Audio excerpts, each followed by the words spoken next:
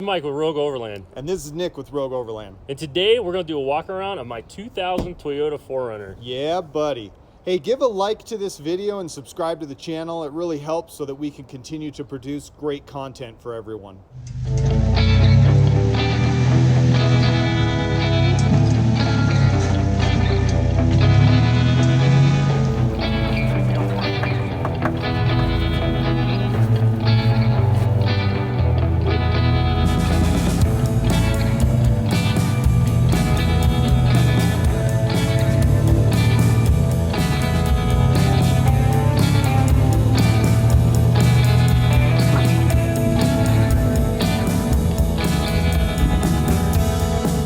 So Mike, I hear that an amazing fabricator did most of the body armor on this thing. Can you tell us about that? None of it's perfect, but the guy's prices are right. Okay, I like it. So, no, I built everything on this truck but the skid plates. So, I paid a guy one time to build a bumper for my taco, paid way too much for it, and absolutely hated it. Oof. So after that, I bought a welder and I taught myself how to weld. And for better or for worse, this stuff's all mine. So the front bumper is a tube bumper. It's all 1 3/4 inch. Okay.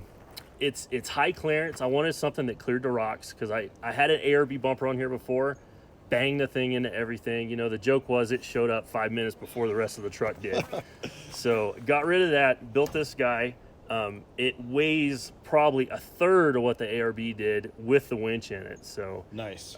Built that. The sliders are built out of 2x2 square on the inside, and they're welded straight to the frame. And then I've got an 1 3/4 inch round bar running down the length that I can use to pivot the truck off of and stuff.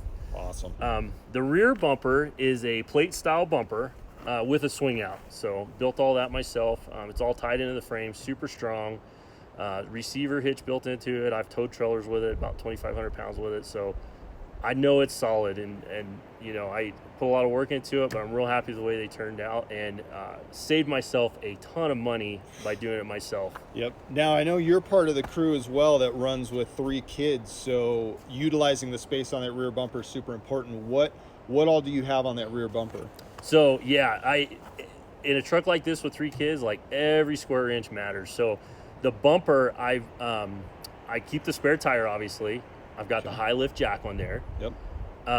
I've also got a fold down table, an aluminum table, which gives me a lot more room for prepping meals and cooking and stuff like that. Yep. And I think that's about it. I'll also keep the trasharoo on there when we're out on the trail to put all the trash into, and used to be dirty diapers. Thank goodness I'm past that stage now. Okay. But yeah, so it's worked out well. You've got the gas and your water back there as well. Gas correct? And water, yeah. Cool. So Nice. I keep those back there, and then the front of the can mount folds down. I can actually tip the water can over and wash hands and dishes and stuff right there off the back of the truck. Yeah, I've seen that setup on camping. It's really efficient. Actually got me to do a similar setup on mine because you have that 5 gallons of water and just a spigot. It's easy to you use. Just wash and stuff. You don't have to worry about moving it. So absolutely, that's cool. I like it. Yep. So I know with the sliders you talked about pivoting around obstacles. Yeah. I've seen this bad boy on some crazy trails, Rubicon, John Bull, and Big Bear. And so tell us then about the skid plates, because I'm sure those come into play as well. Oh yeah, so the skid plates I did buy. I got a really good deal on them, and really don't have the equipment to bend that thick of steel. So they are RCI skids, and I'm running front skid and the mid skid, which basically covers me all the way back to the cross member the transfer case hangs off of. Nice. So yeah, and if you look at them real close, there's a little driving by braille going on down there. So they're pretty beat up, but they've been super strong skids. I've been real happy with them. Okay, and that's what they're there for, right? Absolutely. So we've done a lot of miles and a lot of trails together at this point, and I will say that this thing performs amazingly on the highway. Can you tell us about the engine we're dealing with? Said no 4Runner owner ever. So this truck's got the factory 3.4 V6 in it. It's a great, reliable motor. This truck's got 245,000 miles on it. Fast it is not. No. I mean, it does all right on the flat, but you throw big tires on it, and we are geared, but you throw big tires on it, a 10 on the roof, and 5 people in it, man, you're heavy. And I've weighed it once, and we won't talk about that. But, yeah, so it's factory 3.4 engine. I'm feeding it air via a Amazon special snorkel off of, actually, I think a Hilux or something from overseas, because they technically don't make a snorkel for these trucks, but those work just as good. So, okay. Got an AGM battery, Exhaust, the only modifications I made to the exhaust is I'm running a MagnaFlow 18-inch muffler. It's a little loud for my liking. It sounds kind of mean from out back, but it doesn't drone too bad inside, but it's a little much. I'm getting older, and with the kids and everything else, the loud noises are getting much. But I don't know if it helps or not, but it sounds cool. So it does. It sounds really. It's got a deep sound to truck. it. Yeah. As far as the motor goes, that's pretty much it's all stock. Other than that, I've kept it Toyota reliable. It gets all OEM parts underneath the hood. They work. I don't have problems with them, so I keep them in there. Hey, keep it simple. Yep. Under the hood, I'm also running an R&M Specialties hot water heat exchanger for a shower. It's pretty nice. You know, the only problem with it is you got to have water. But if you've got water nearby or you're able to carry enough water for it, man, hot shower is phenomenal. So I'm running that inside. The only other modification, which is actually kind of cool on this, is on the factory trucks, the washer bottle for the windshield hangs super low on the passenger side. Okay. When I built this bumper, all you could see was about that much washer tank hanging down below. So what I did was pulled it out, and I bought a $3 Rubbermaid 2-quart bottle from Target, drilled 2 holes in it, and took the pumps off the factory tank and the bushings and put them in that, and that's what I'm actually running for a washer tank now. So $3 mod, and got a lot more clearance on the other side now, and it works out pretty good.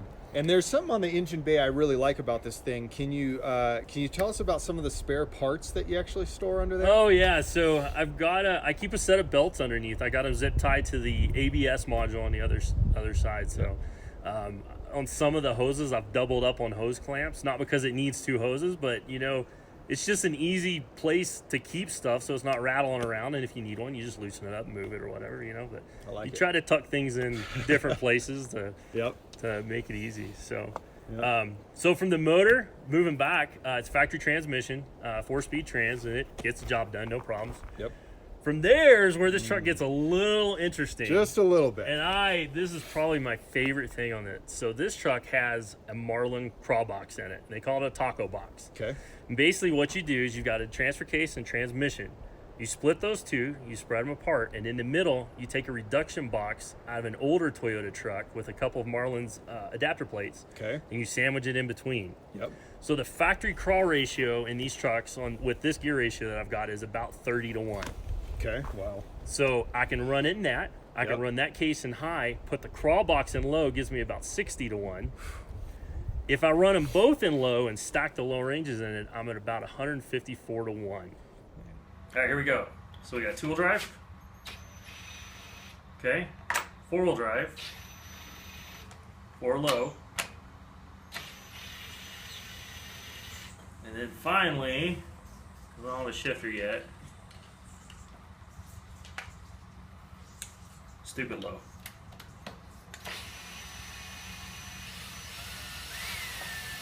That's awesome. And then everything back, head down the road. 2-wheel drive.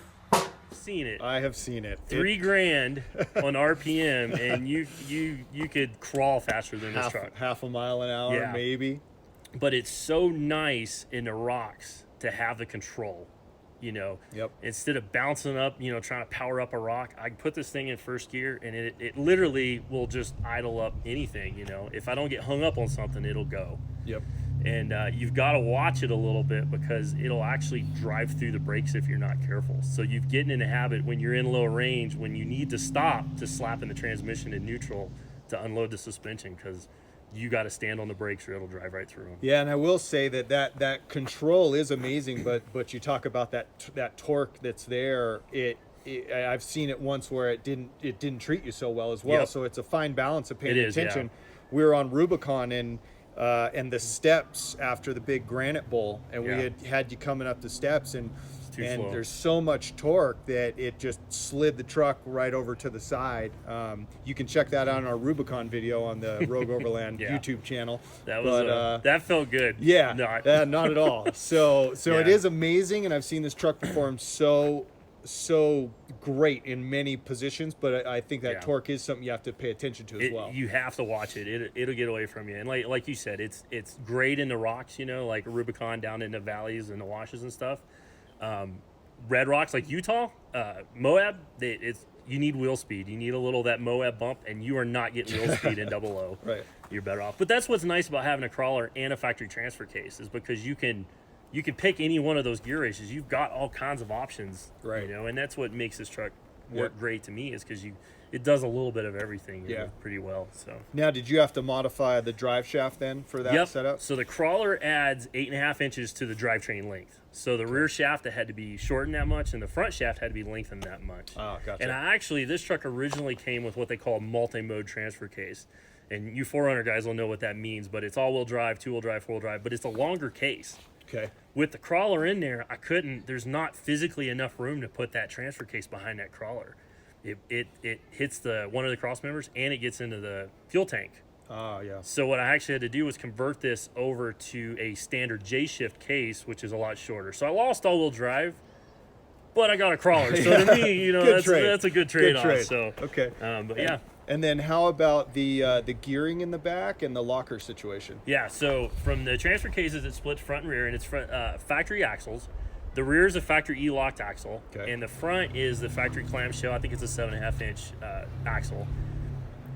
Got an air locker in the front, ARB, and the factory E-locker in the rear. And, you know, with that much torque and CV shafts, independent front suspension, the front locker works really well. It's one of those things where I'll lock the rear up and leave it, and then the front, as I'm coming through stuff, if I need it, you flip it on, you bump up whatever you're trying to get over, and then you just flip it off again. Because you cannot steer this truck with front locker on. Right. Like, you get the wheels where you want them to go, you turn the locker on, and you hold on. Because you are not steering this truck when it's locked up. It's tight. That's where it's going. Yeah. Okay. And so that's drivetrain, right? It covers all the drivetrain. That's pretty much drivetrain, yeah. And I will say, something I'm excited to talk about is the suspension on this thing, because coming from leaf springs in the back on my rig, I have a decent amount of travel, but not a ton. Tell me about the back of this thing, because it sits great, but it also seems to have just so much travel. The Toyota did a really good job designing their 4-link on this. Really nice job. So what I've done with the factory basically suspension setup is I'm running an 861 Old Man Emu 861 rear spring. Okay. And that's actually off a Land Cruiser. The heaviest weight springs that Old Man Emu makes for these trucks, to me, isn't really enough lift or weight handling for what we're carrying. And we're heavy. I mean, 5 people, we're heavy. Yep. So the 861s work really well. They're paired with actually a set of OEM Land Cruiser shocks. Okay. And they do a real good job of keeping the rear end under control, and they allow for a lot of travel back there too. Nice. So on top of that, when we ran the Rubicon last year, I ended up bending a lower link. I had factory links up to that point, so I bent a lower link and actually broke an upper link, snapped it off. And you remember at the end of the trail, our buddies over in Nistec had to weld it back for me. So shout out to the Nistec crew for taking care of Little Black. But he actually welded it back for me so I could drive it back to Vegas. So when I got home, I ordered all the parts and built my own links for this. Nice. So the uppers are 1.5 DOM with a Johnny joint on one end, Johnny joint on one end, and a bushing on the other end. And that kind of still isolates sound, but still gives me a lot of travel. Yep. The rear or the lowers are 1 3/4 DOM with the same setup, Johnny joint on one end and a bushing on the other. Okay, nice. Yeah, so it works really good. And then the only other thing in the back, I'm running a Toytech drop bracket for the panhard bar. And then it's just a factory panhard bar. It hasn't given me any trouble, so it works. Why mess with it at this point? You know? If it's not broke, don't fix it. But the setup works. I'm still running a sway bar in the back. I've made my own custom end links for it just to get them a little longer. Oh, okay. But yeah, the rear works good. It flexes well. It rides nice on the road. It'll carry a decent load. And, you know, I mean, what more can you ask for it? It's a solid setuop. Now, how about up front? It's not quite as much travel, but I see a lot of tires coming off the ground when we're wheeling. So what are we doing? It's funny you mentioned that. I had the 01 Taco before this, and that truck always stayed planted. I've never had a truck that wants to lift tires as much as this thing does. I guess it's because there's so much more weight in the back, obviously, with all the glass and stuff. But right. This truck will lift tires all day long. It's crazy. Yep. About every time we go on the trail, at least once, you see the tire come off the ground. It scared me in Logandale that one. And right after I put the crawler in, forgot to pop it in neutral, and I hit the brakes, and the front end come off the ground, and it just kept on going. And by the time I realized what was happening, it was way up in the air. But front suspension, though, I'm running Donahoe Racing coilovers. And for anybody that's been around Toyotas a while, Donahoe was a predecessor to Icon. There you go. So I'm running those for coilovers or 2.5 inch extended travel, so they give me about another 1/2 inch travel over the standard stroke shock. Okay. Camber control arms, upper control arms, uniball arms. Yep. Pretty standard fare. Factory lower control arms. All OEM steering joints, ball joints, tie rods. Okay. So other than that, no sway bar in the front. Other than that, it's a pretty basic setup for one of these trucks. Running from there, I'm running tires while we're standing here. KM2s, the old style. Everybody's running the KM3s now. I got a great deal on these because they were getting rid of them. Yeah. So 285/75, which is about a 33-inch tire. I'm running them on factory 4Runner wheels, and I'm running Spider Track 1.25-inch wheel spacers to kind of push them out a little bit, give me a little more clearance with the suspension and stuff. So Nice. yeah, good tires. I've been real happy with BFGs. I've been running for years. And How organization is so important when you're running with a family of 5. Yep. So tell us about what you have set up back here. So what I started with was I built this box to be temporary. I kind of built it out of some cheap wood from Home Depot, thinking, well, if this works, I'll build something nicer. But it's actually worked out great all these years. So I've got a custom box I built. It's dropped on this side. When I built it was for a cooler, and now I'm running a Indo-B fridge. Nice. So it fits right there. It's kind of low. My wife has a little bit, a little short wife, has a hard time getting into it. So a slide is on the future list. But nice. I've got underneath that, I built it just big enough for a table.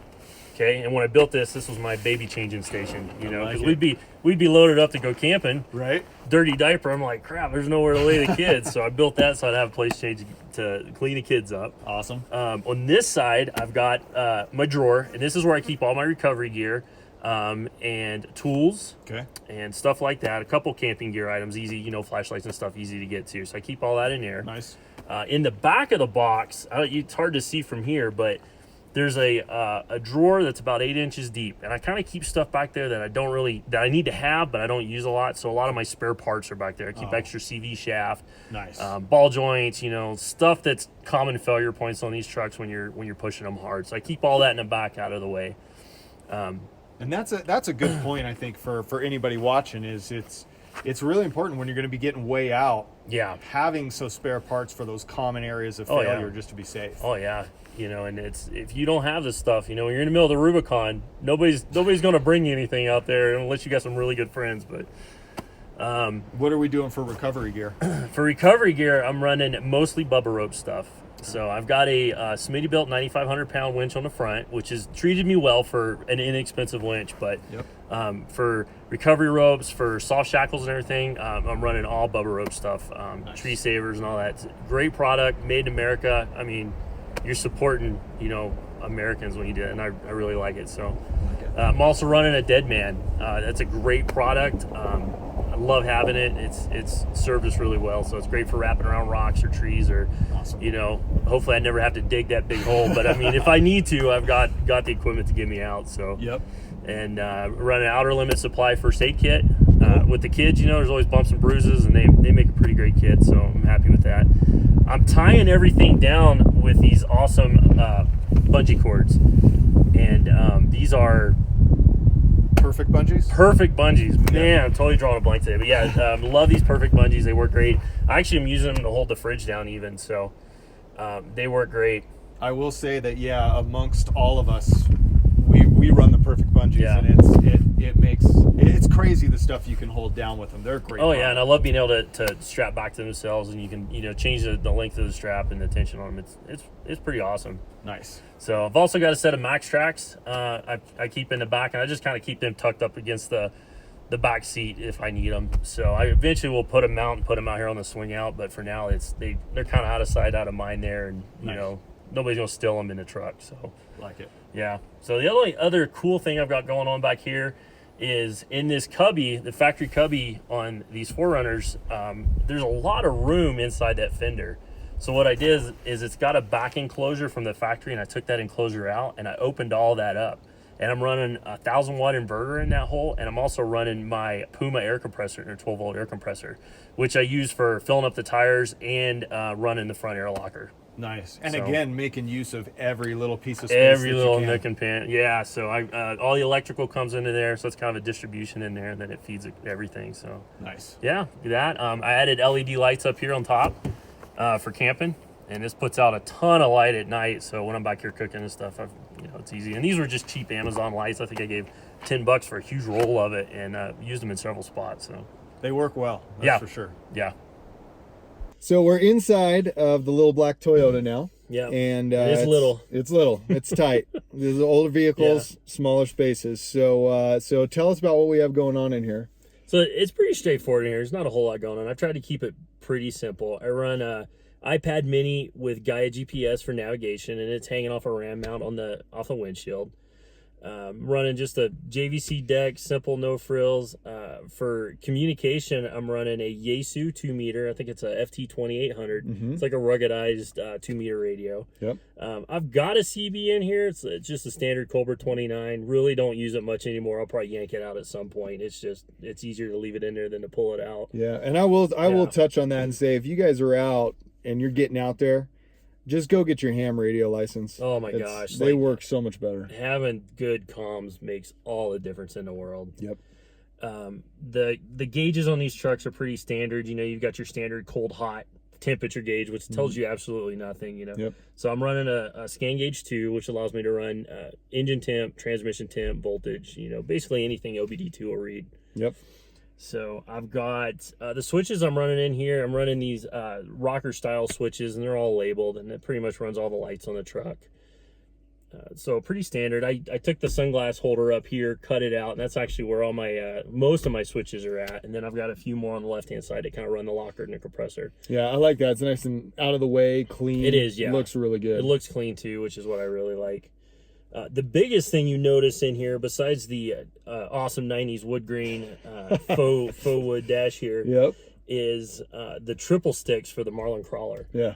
And I'm going to tell you, that was a major pain in the rear end. Really? Yeah. So I started with a Rad Designs triple stick kit. Okay. And it's a nice kit, but it's intended for a 5-speed truck. So I wanted to tuck everything in the factory shifter hole. Okay. So I cut and dog-legged and moved everything so I could get 3 sticks and basically, what, a 3-inch wide hole down there. Yeah, wow. I've got over 20 hours of my time in these sticks, in these shifters, just in these shifters. Okay.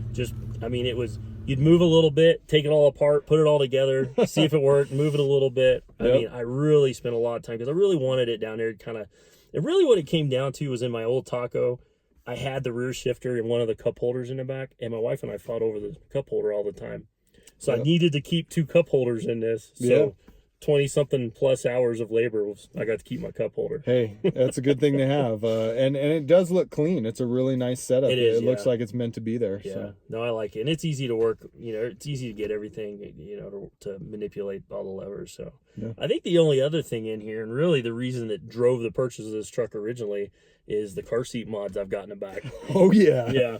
So, you know, 01 Taco Extended Cab I love that truck. We took it all over the place, but I had one kid, we kind of made it work. Yep. Second kid was starting to come with us, like it wasn't working. I went out in the driveway one day with 2 car seats, and I set them in there every which way. One of them was in the front, one of them was sideways.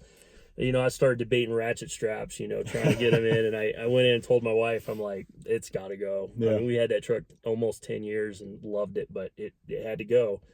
Yep. So buying a 3rd-gen 4Runner allowed me to keep most of the parts that were on that truck and swap them right under this truck. Nice. Because there's such a similar platform. Yep. You know, 80 series Land Cruiser or something would have been awesome. But financially, I'd have been way money behind starting completely over. Yeah, you never get your money back. You never get selling off-road parts. You know, being able to keep the crawler, the front locker, the 456 gears, you know, being able to keep all that stuff and swap it over made the 3rd-gen 4Runner the only option. Nice. I appreciate everybody coming out and checking out my build on the little black Toyota. It works great for me and my family of 5, and hopefully you saw something in it that you can use on your own. Yeah, and please like this video, subscribe to the channel. Yeah. You can find us on all social media avenues at Rogue Overland, and we will see you on the trail. Absolutely.